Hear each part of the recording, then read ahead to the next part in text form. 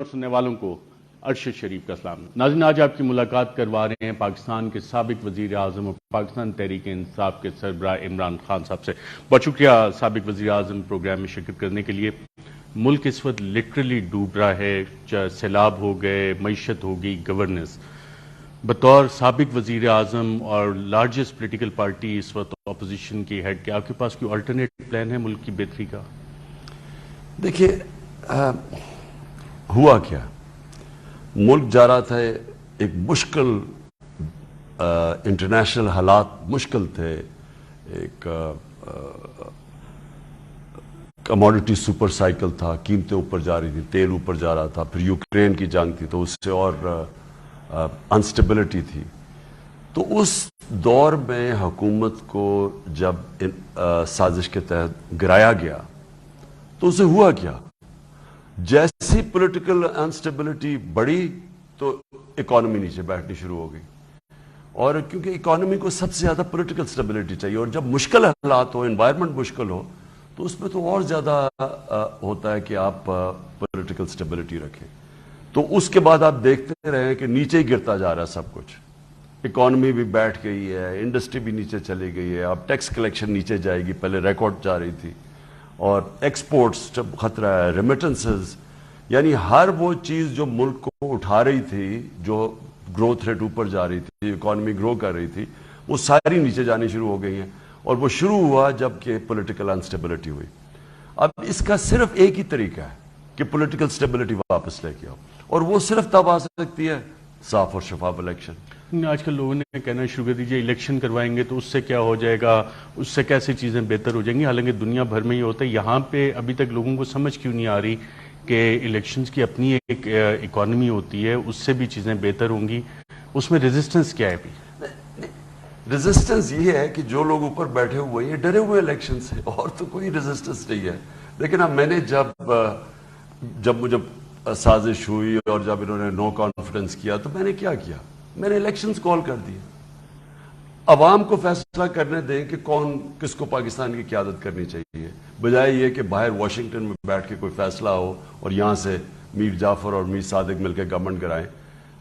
پاکستان کی عوام فیصلہ کرے، اور اس لیے میں نے الیکشنز کال کر دیے۔ اب وہ ادھر سے دیکھیں کہ اگر وہ الیکشنز اس وقت ہو جاتے تو یہ سارا جو اس وقت پاکستان کی تباہی مچی ہے، ہم بچ جاتے اس سے۔ نہ کوئی گورنمنٹ ہے، کوئی گورنمنٹ فنکشن نہیں ہے، کوئی اس وقت سمجھ نہیں ہے۔ پنجاب کا سب سے بڑا 60% پاکستان جو پنجاب سے ہوا کہ غیر آئینی آدمی بیٹھ کے چیف منسٹر بن گیا، اور وہ صرف ایک کام کر رہا تھا کہ ایڈمنسٹریشن کو استعمال کر رہا تھا لوگوں کو ڈرانے میں، خوف پھیلانے کے اندر، وہ یہ پرانی حرکتیں اپنی کہ مافیا سٹائل۔ لیکن کوئی گورننس تو نہیں ہوئی نا پنجاب میں، اور یہاں دیکھ لیں یہ جو سینٹر میں،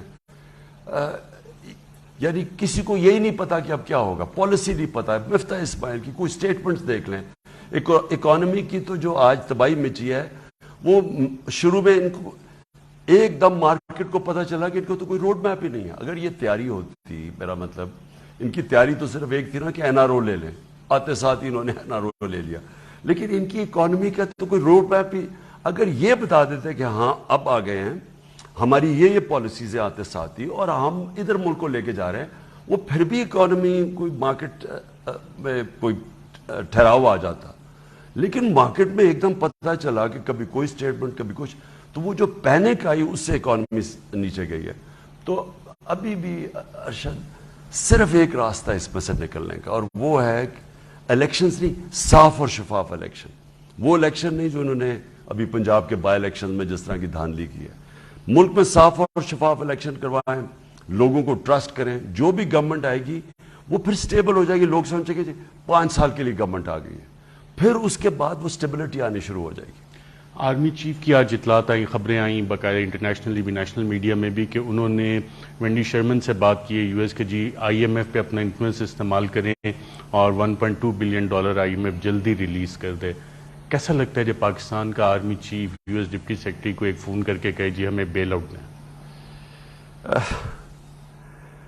آپ خود ہی دیکھ لینا کہ آج اس کا مطلب کہ جو گورنمنٹ بیٹھی ہے اس کے اوپر تو کسی کو نہ باہر کے ملک میں کسی کو کانفیڈنس ہے، نہ IMF کو کانفیڈنس ہے، نہ پاکستان میں اندر عوام کو کانفیڈنس ہے. تو اس کا مطلب کہ آرمی چیف نے وہ ذمہ داری لی کہ ہاں میں اب بات کرتا ہوں، کیونکہ میں یہ اسیوم کر سکتا ہوں.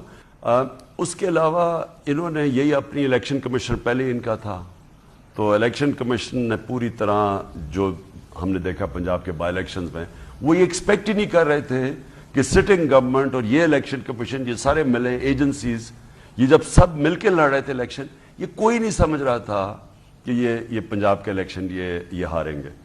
بلکہ ان کے جو پرو صحافی ہیں انہوں نے بھی پریڈکشنز دے دی تھی سب نے کہ جناب یہ 15 سیٹیں لے جائیں گی. تو یہ کوئی ایکسپیکٹ نہیں کر رہا تھا. اصل میں پاکستان کی عوام نے یہ جو رجیم چینج تھا اس کو ریورس کیا. پاکستان کی عوام نے نکل کے، اتنے زیادہ لوگ نکلا ہے کہ دھاندلی کے باوجود یہ ہار گئے. پورا ریورسل کیسے ہوگا جب ہم کہیں گے کہ آپریشن رجیم چینج جو ہے ریورس ہو گیا؟ وہ ہوگا جی فری اینڈ فیئر الیکشن سے. جب ایک ملک میں صاف اور شفاف الیکشنز ہوں گے، میں کنونسڈ ہوں کہ پاکستان جدھر آج پاکستان قوم جدھر کھڑی ہو گئی ہے. میں تو ارشد اس ملک کے ساتھ ہی بڑا ہوا ہوں. میں نے تو وہ جو پیپلز پارٹی کا سیلاب تھا، ہم سارے 17-18 سال کے تھے، ہم سارے وہ پیپلز بھٹو کے ساتھ تھے. لیکن جو ہم نے وہ دیکھا تھا، میں سمجھتا ہوں کہ یہ اس سے کئی گنا زیادہ بڑا سیلاب آ گیا.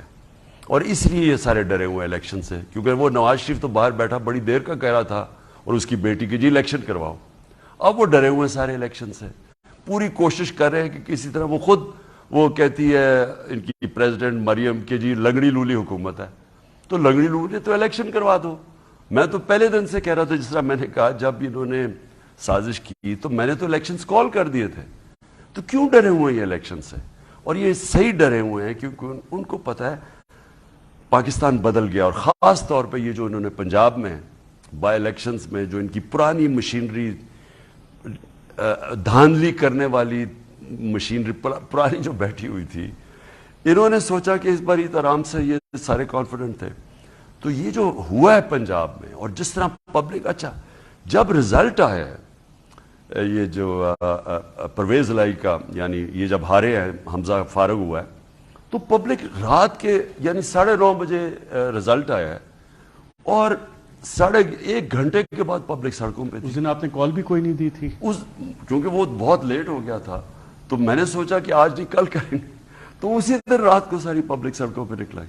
اس فینومنا کو آپ ایکسپلین کیسے کریں گے؟ اور خاص طور پہ میں تھوڑی بہت ریسرچ کر رہا تھا، جب آپ نے پہلا جلسہ اپنا کیا تھا، پارٹی لانچ کی تھی، 150-200 لوگ تھے، اور آج پورے پاکستان میں آپ نے کروڑوں لوگ موبیلائز کر لیے. اس پورے عرصے میں جو آپ کی سیاست ہے تقریباً 2.5 دہائیوں کی، کیا چینج آئی ہے کہ لوگ اب آپ کی بات مان رہے ہیں اور اتنے تعداد میں نکل رہے ہیں آپ کی سپورٹ میں؟ بعض دفعہ آپ کال بھی نہیں دیتے تو لوگ نکل آتے ہیں. دیکھیں ارشد، میں نے جو نبی صلی اللہ علیہ وسلم کی زندگی پڑھی ہے، اور ہمارے لیے اللہ کا حکم ہے کہ ان کی زندگی سے سیکھو.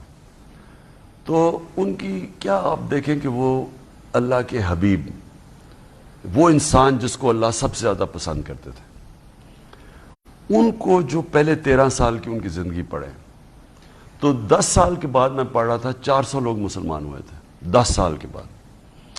جو انسان سب سے اللہ کے قریب اور اللہ جس کو پسند کرتے تھے، وہ انسان کتنے مشکل وقت سے گزرا.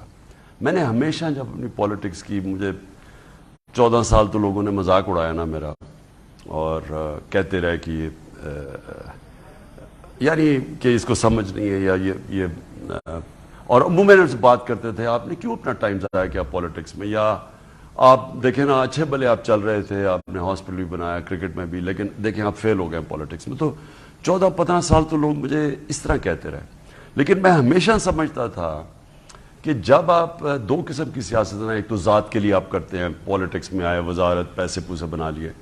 دوسری ہے جو کہ ایک نظریے کی پالیٹکس ہے، جو قائد اعظم نے کی تھی، جس کی ہمارے نبی صلی اللہ علیہ وسلم کی زندگی ہمارے سامنے ہے، جس طرح انہوں نے مشکل وقت میں پھر مدینہ کی ریاست سنبھالی اور پھر دنیا بدل دی. لیکن اس سے سبق کیا میں نے سیکھا کہ دیکھیں اللہ نے ہمارے ہاتھ میں صرف کوشش دی ہے. نیت وہ جانتا ہے کیا نیت ہے، اس کے اوپر وہ عزت ذلت کامیابی دیتا ہے. محنت انسان کرتا ہے، لیکن کامیابی تب تک نہیں آتی جب تو اس کا فیصلہ ہے. وہ دلوں کے